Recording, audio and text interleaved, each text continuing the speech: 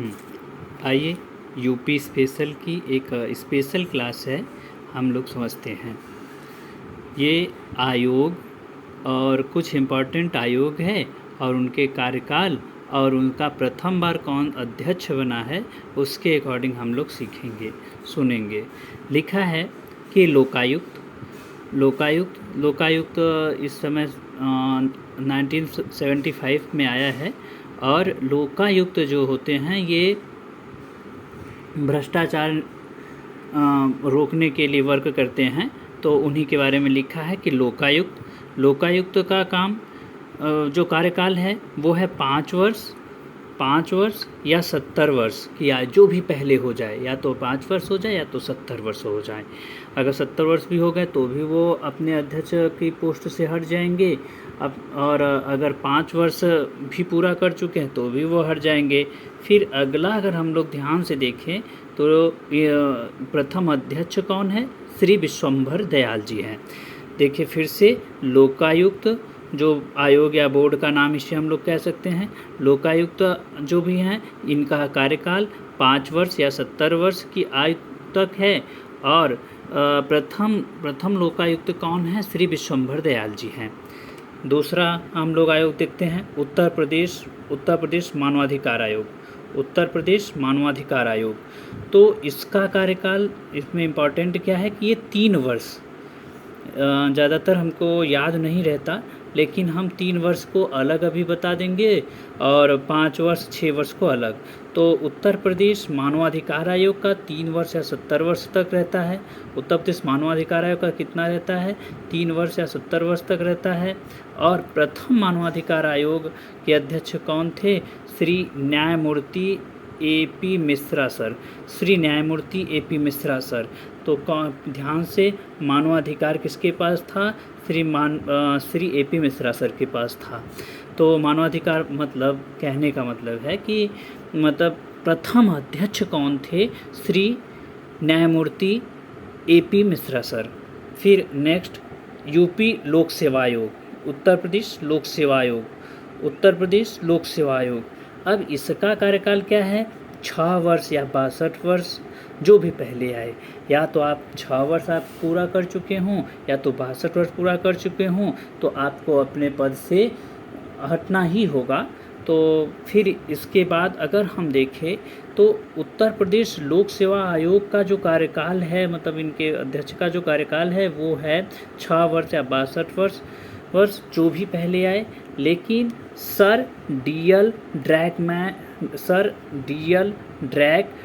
ब्रोकमैन, ये एक अंग्रेज ऑफिसर थे। तो भाई जानते ही हैं कि 3 अप्रैल 1937 से ये अपने कार्यकाल का शुरुआत किए थे। तो इसलिए इनको पहला लोक सेवा आयोग, उत्तर प्रदेश लोक सेवा आयोग का अध्यक्ष माना जाता है।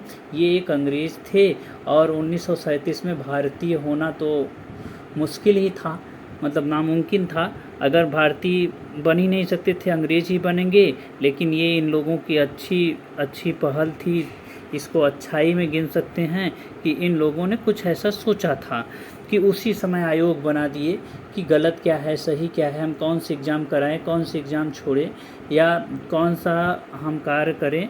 ये सब के लिए इन लोगों अंग्रेज़ों ने हमें क्या दिया है? आयोग, अध्यक्ष, सब इन्हीं की देन है लगभग।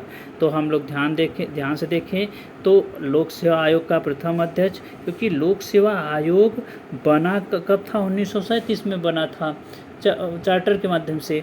लेकिन तो इसका प्रथम प्रेसिडेंट कौन था? Sir DL ब्रोकमैन। 3 अप्रैल 1937 से इन्होंने अपना कार्यभार ग्रहण किया था। फिर अगला क्या आया है? अगला है उत्तर प्रदेश निर्वाचन आयोग। तो इसका भी कार्यकाल 6 वर्ष या 65 वर्ष, जो भी पहले आए। तो उत्तर प्रदेश निर्वाचन आयोग का 6 वर्ष या 65 वर्ष। अगर हम लोग ध्यान से देखें तो श्री रामदास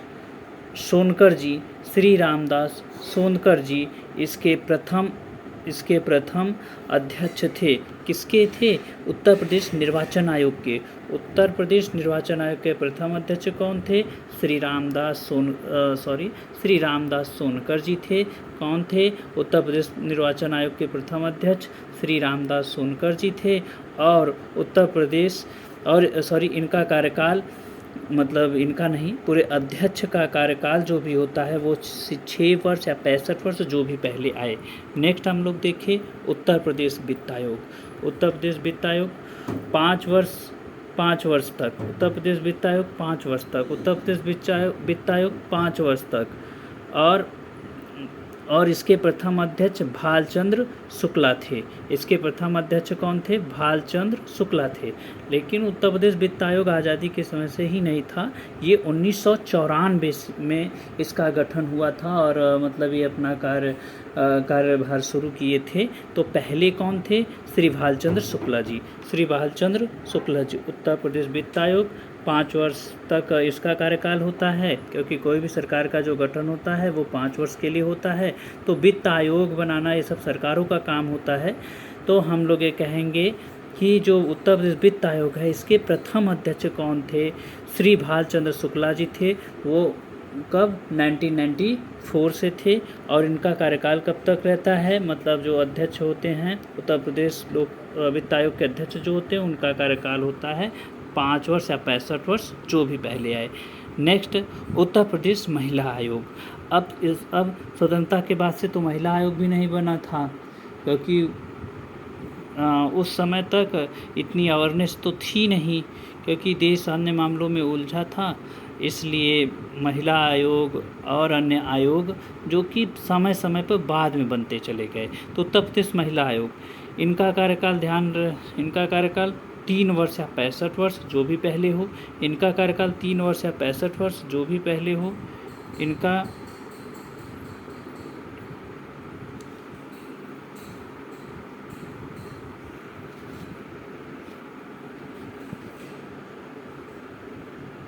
कार्यकाल 3 वर्ष, इनका कार्यकाल 3 वर्ष या 65 वर्ष जो भी पहले हो। फिर कृष्णकांता तोमर जी इस प्रथम महिला अध्यक्ष थी। कृष्णकांता तोमर जी प्रथम महिला अध्यक्ष थी। कौन था? कृष्णकांता तोमर जी प्रथम महिला अध्यक्ष थी 23 मार्च 1998 से। नेक्स्ट आ जाइए तो यूपी सूचना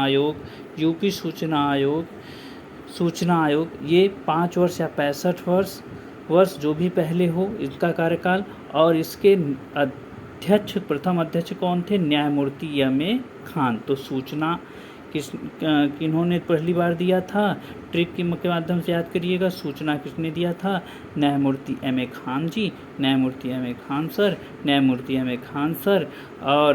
और अगेन महिला आयोग कृष्णकांता तोमर जी। एंड नेक्स्ट यूपी वित्त आयोग भालचंद्र शुक्ला जी। वित्त आयोग किनके पास था? भालचंद्र शुक्ला जी के पास था। उत्तर प्रदेश निर्वाचन आयोग श्री रामदास सोनकर जी के पास था। निर्वाचन आयोग रामदास सोनकर जी के पास। उत्तर प्रदेश लोक सेवा आयोग का प्रथम अध्यक्ष जो कि 1937 में बना था। किसमें बना था? 1937 में। किसमें बना था? 1937 में। और कौन थे? Sir D L. Drake Brockman. और उत्तर प्रदेश मानवाधिकार आयोग 3 वर्ष या 70 वर्ष जो भी हो। न्यायमूर्ति ए.पी. मिश्रा। मानवाधिकार किनके पास था? न्यायमूर्ति ए.पी. मिश्रा सर के पास था। और लोकायुक्त कौन बने थे प्रथम बार? 1975 में श्री विश्वंभर दयाल सर।